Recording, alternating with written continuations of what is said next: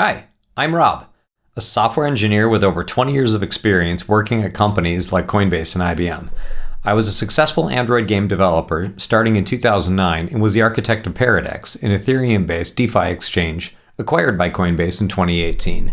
I'm here to share my knowledge and contribute back to the developer community, so I hope you find my videos useful. My current company, Runic Labs, has been developing EVM or Ethereum-based technologies for years, and the latest tool that's not quite out yet today, but should be coming out fairly soon, is called create-patchwork. I haven't actually used this tool yet, as it was developed by my coworkers, so today I'd like to share the journey as I try it out. Before getting started, we should talk about what an EVM-based application is. EVM means Ethereum Virtual Machine, and it's really just a way to define a virtual processor that can run code compiled for it. An EVM-based application uses smart contracts, usually written in Solidity, deployed onto an EVM-based blockchain, such as Ethereum, Base, Polygon, Optimism, or others. EVM-based applications store their data on-chain and interface with the blockchain to read and write data and watch for events. There are many reasons to develop an EVM-based application rather than a traditional cloud-based app. The EVM provides storage, immutability, security, value transfer, interoperability, and some scalability. In an EVM-based app, you pay for storage, so apps that have low or sparse storage requirements can be good candidates. Some examples of apps that may work great are an achievement system, a system of memorabilia and trophies, subscription management and access passes, an app using tokens, points, or value storage, or perhaps a system that stores avatars or characters where you can have tradable clothes, styles, accessories, etc. There are many more applications, and perhaps we will dive further into this in a different video. Let me know in the comments. Create-patchwork does exactly what it says. If you don't know what patchwork is, I don't blame you. Patchwork is a set of standards, contracts, and a protocol that allow a developer to define data schemas and relationships, but using blockchain as the storage. It's sort of like ORM and a database for your EVM-based apps. Building a full-stack EVM-based app is a lot of work, so create-patchwork starts with a patchwork project config and does all the heavy lifting for you, resulting in a configured, runnable set of components in minutes. Well, at least it will when we're all done building it. This diagram shows what the main components are. The blockchain is the main data storage, security, and data availability layer of the app. The contracts are deployed to the blockchain and can be read anywhere by anyone. Ponder is a fairly new technology that simplifies creating a server-side interface with the blockchain.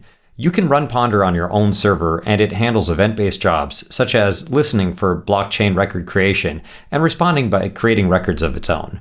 The front end can be served from a variety of technologies, using usually a JavaScript or TypeScript-based service. The current version of create-patchwork uses next.js. In my terminal, I'm going to run create-patchwork as a command, and just as a developer, I'm going to use local packages.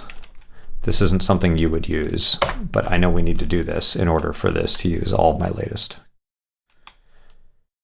So right now it's creating the project, and it's using a default project called Canvas that has two contracts, Canvas and Bubbles. All the code's been generated, it looks like, and compiled, and all the components have been generated, and it says patchwork app Canvas has been created successfully in directory Canvas. So let's take a look at what it generated. There's a Canvas directory. So inside Canvas, we have all these files and directories. In a minute, I'm going to jump into VS Code and we're going to take a look through. But first, let's go ahead and run the command pdk, which is our Patchwork Developer Kit. We're going to say local dev run to run all of the components in a local development environment using Docker. So right now, it's starting the Docker services. And it's actually deployed the contracts Canvas and Bubble to a fork of, I believe, base mainnet. I might be wrong on that, but I believe that's where it went. But that's all running locally on my PC now. And it started services on ports 9999 it started services on ports 9999 and 3000. So let's go ahead and open up a browser.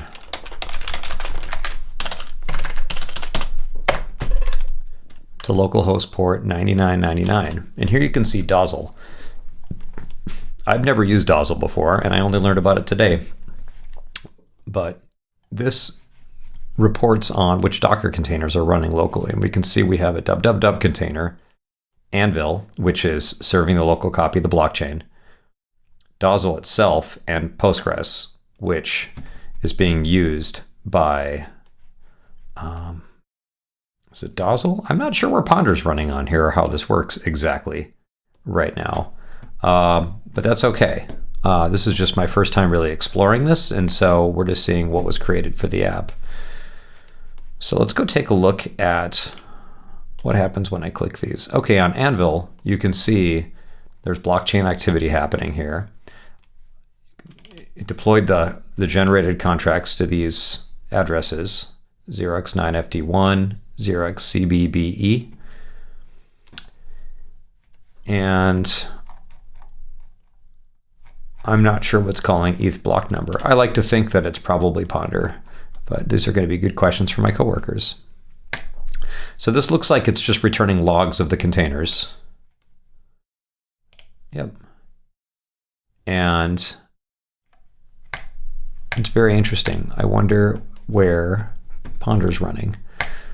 But I'm not going to worry about it. You can see they're running here.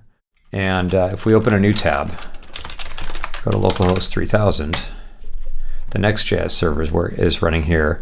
And I've been told there's a demo, but it's broken right now. Again, this is an alpha build, not yet released. They're still working on it. Yeah. And nothing's finished loading. So I'm really excited to see exactly how this all comes together. Yep, this is what I expected. I'm excited to see how this comes together, but let's dive into the files and go see what's inside the project. All right, I have VS Code opened up into the generated project, and the files of interest are contract source. You can see this is all generated code based on this definition here, and another contract, all generated code based on this definition. And maybe I should back up for a second and talk about where these definitions come from. This file that I have open right here is called the patchwork config ts, and this is the Canvas project. If you look through the first line of this config where it's defining a project config, we're looking at TypeScript, and it's saying the project's name is Canvas, and this project has two contracts. One contract is the canvas itself, and a canvas holds many bubbles. And we define the field storage as saying every canvas that we create has a name. So this looks very familiar to if you're defining database storage. These are like the columns in a row. Right? So every field, every canvas has a name, and every canvas has a list. And when we say array length 0, we mean this is a dynamic sized array. It can be any size of references to bubbles. And Patchwork uses a special kind of reference system called a light ref that is unique to Patchwork, that allows for low cost storage of relations between objects. And the bubbles themselves, also being part of the Canvas project in the scope of Canvas, each bubble has a unique sequence number.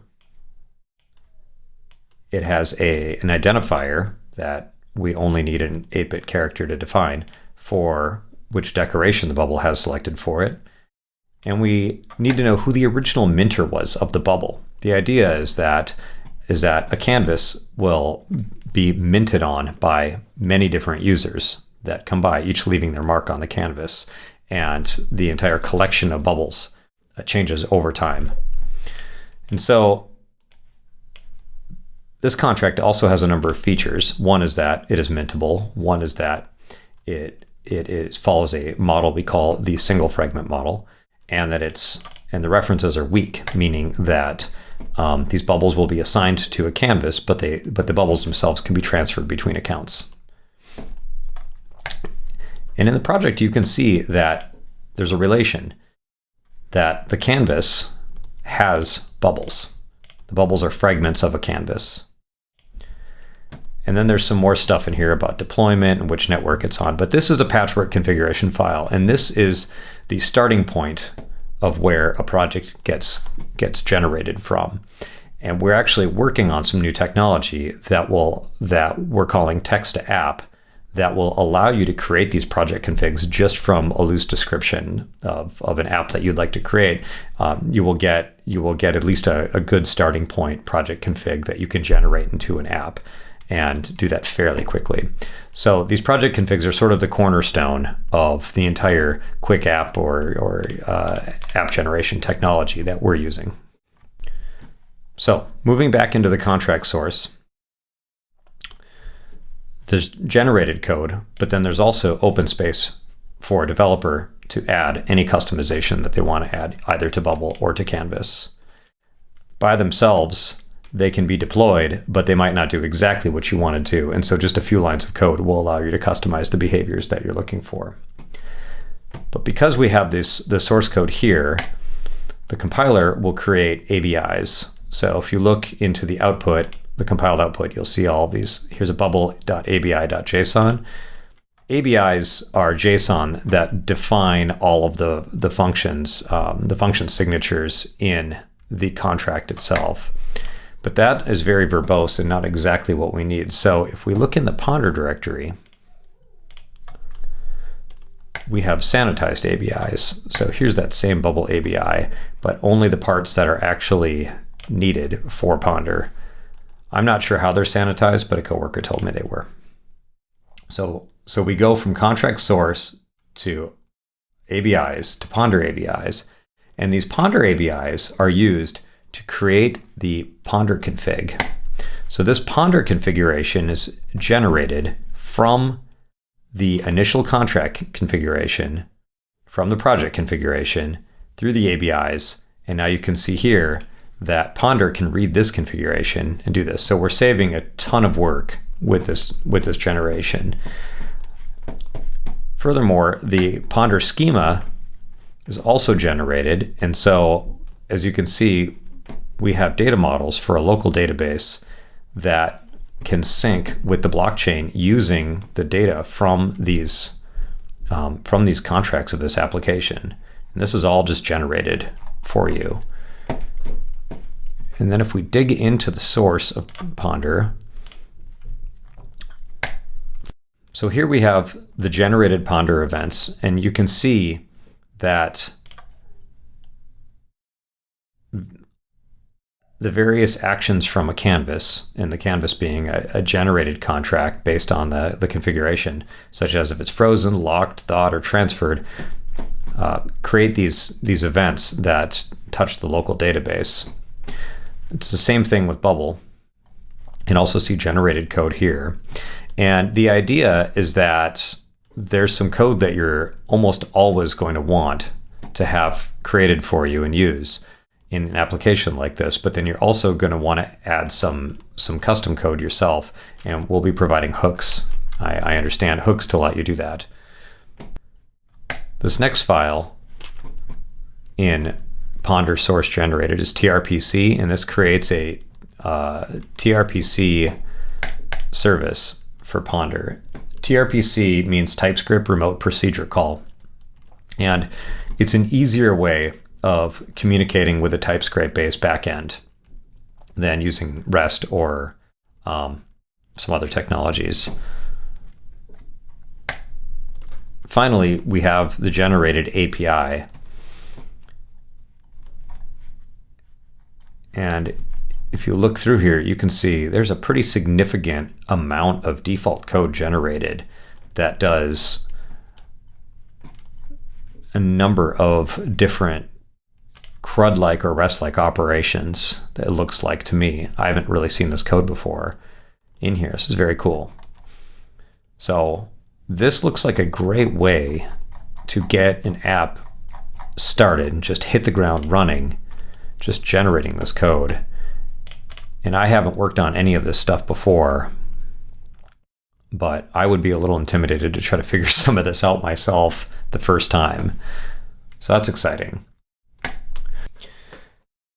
So let's talk for a second about exactly how all this stuff comes together. I keep mentioning the patchwork project config, the contract configs, etc. But if we take a look at this diagram, you'll see that everything starts with the patchwork project config. And in that, we have our individual contract configs. The combination of all of this is used to generate the contracts, which are compiled, and that which generates ABIs. The ABIs are used by Ponder to generate the schema and the API. And Ponder then serves this API itself. The API is not served by Next.js or dub, but by Ponder. And so that whole chain is used to create the application. And the time savings actually seem pretty phenomenal on this. So I'm very excited for when we get done with it. So that about does it today.